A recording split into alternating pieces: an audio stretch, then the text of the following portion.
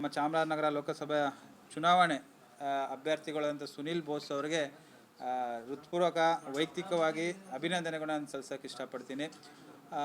ತಮ್ಮೆಲ್ಲರಿಗೂ ಕೂಡ ಗೊತ್ತಿರೋ ಹಾಗೆ ಇವತ್ತು ರಾಜ್ಯದಲ್ಲಿ ತಮ್ಮೆಲ್ಲರಿಗೂ ಕೂಡ ತಿಳಿದಿರೋ ಹಾಗೆ ಎಲ್ಲ ಕಡೆಯೂ ಕೂಡ ಕಾಂಗ್ರೆಸ್ಗೆ ಅತಿ ಹೆಚ್ಚು ಮತದಾನವನ್ನು ಕೊಟ್ಟಿದ್ದಾರೆ. ಅದರಲ್ಲಿ ಸೀಟ್ ನಮಗೆ ಕಡಿಮೆ ಸಿಕ್ಕಿರ್ಬೋದು, ಆದರೆ ಮತದಾನ ಅತಿ ಹೆಚ್ಚು ಕಾಂಗ್ರೆಸ್ಗೆ ಒಲವು ತೋರಿಸಿದ್ದಾರೆ.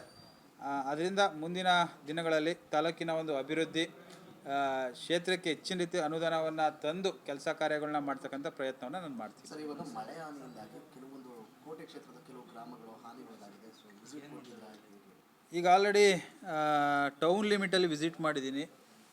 ಗ್ರಾಮಗಳಿಗೂ ಕೂಡ ಎಲ್ಲೆಲ್ಲಿ ತುಂಬ ಹಾನಿಯಾಗಿದೆ ಅಂಥ ಕಡೆ ಹೋಗ್ತಕ್ಕಂಥ ಪ್ರಯತ್ನವನ್ನು ನಾನು ಮಾಡ್ತಾಯಿದ್ದೀನಿ. ಈಗ ಆಲ್ರೆಡಿ ಮೊನ್ನೆಯಿಂದ 2 ದಿನದಿಂದಲೂ ಕೂಡ ಸ್ವಲ್ಪ ಮಳೆ ಇನ್ನೂ ಕೂಡ ಹೆಚ್ಚಾಗಿದೆ. ಈಗ ಆಲ್ರೆಡಿ ಡೈರೆಕ್ಷನ್ಸ್ನು ಕೂಡ ಅಧಿಕಾರಿಗಳನ್ನ ಸಭೆ ಕರೆದು ಮುನ್ನೆಚ್ಚರಿಕೆಯಾಗಿ ಕ್ರಮ ತಗೊಳ್ಳೋಕ್ಕೆ ಹೇಳಿದ್ದೀನಿ. ಈಗ ಆಲ್ರೆಡಿ ಡಿಸಾಸ್ಟರ್ ಮ್ಯಾನೇಜ್ಮೆಂಟ್ ಫಂಡ್ಸಲ್ಲೂ ಕೂಡ ಅಮೌಂಟ್ನ ಕೊಡ್ತಕ್ಕಂಥ ಪ್ರಯತ್ನವನ್ನು ನಾವು ಮಾಡಿದ್ದೀವಿ. ಮತ್ತು ಅಲ್ಲಿ ಹೆಚ್ಚಿನ ರೀತಿ ಇನ್ನೂ ಮಳೆ ಹಾನಿಯಲ್ಲೇ ಸರ್ಕಾರದಿಂದ ಲಾಗಿನ್ ಓಪನ್ ಆಗಿಲ್ಲ.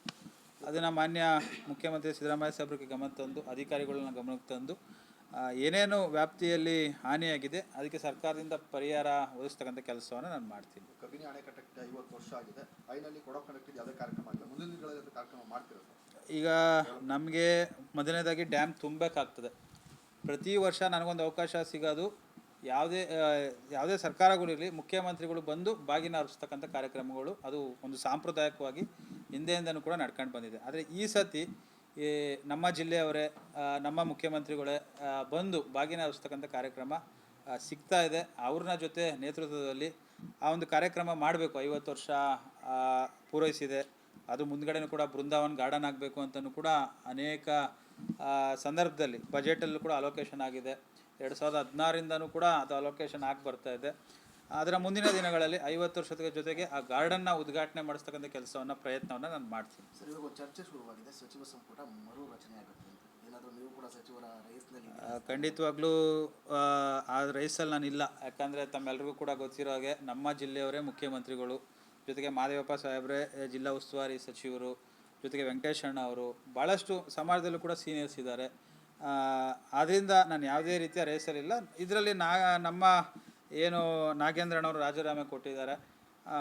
ರಾಜೀನಾಮೆಯಲ್ಲಿ ನನ್ನ ಪ್ರಕಾರ ಅದು ಯಾವುದೇ ರೀತಿ ತಪ್ಪು ಕಂಡು ಬಂದಿಲ್ಲ ಅನ್ನೋದು ಕೂಡ ಮಾಹಿತಿ ಇರ್ತದೆ. ಅದು ಏನೈತೆ ಅದನ್ನು ಮುಖ್ಯಮಂತ್ರಿಗಳು ಮುಂದಿನ ದಿನಗಳಲ್ಲಿ ಸರಿಪಡಿಸಿ ಅವ್ರಿಗೆ ಕೊಡ್ತಕ್ಕಂಥ ಅವ್ರಿಗೆ ಕೊಡಬೇಕು ಅನ್ನೋದು ಕೂಡ ನನ್ನ ಒಂದು ಬೇಡಿಕೆ ಇದೆ. ಲೋಕಸಭಾ ಚುನಾವಣೆಯಲ್ಲಿ ಕ್ಷೇತ್ರದವರು ಸಾಕಷ್ಟು ಮುಖಂಡರುಗಳು ಇದ್ದಾರೆ, ಕಾರ್ಯಕರ್ತರು ಒತ್ತಡ ಮಾಡ್ತಾರೆ. ಯಾಕಂದ್ರೆ ಸತತವಾಗಿ 3ನೇ ಬಾರಿ ಗೆದ್ದಿದ್ದಾರೆ. ಇವ್ರು ತಂದೆನೂ ಸಹ ಹಿಂದೆನೂ ಸಹ ಗೆದ್ದಿದ್ದಂಥವ್ರು. ಸಾಕಷ್ಟು ಒತ್ತಡ ಇದೆ. ನಿರೀಕ್ಷೆ ಸಿಎಂ ಮಳೆ ಆಗ್ತದೆ ಅಂತ ಅನಿಸ್ತಿದೆ ನನಗೆ. ಮಂತ್ರಿ ಆಗೋಕ್ಕಿಂತ ಹೆಚ್ಚಾಗಿ ನನ್ನ ಕ್ಷೇತ್ರಕ್ಕೆ ಹೆಚ್ಚಿನ ರೀತಿ ಅನುದಾನಗಳು ಬೇಕು ಅಂತ ಮಾನ್ಯ ಮುಖ್ಯಮಂತ್ರಿಗಳಿಗೆ ವೇದಿಕೆ ಮೇಲೆ ನಾನು ಬೇಡಿಕೆಯನ್ನು ಇಟ್ಟಿದ್ದೀನಿ.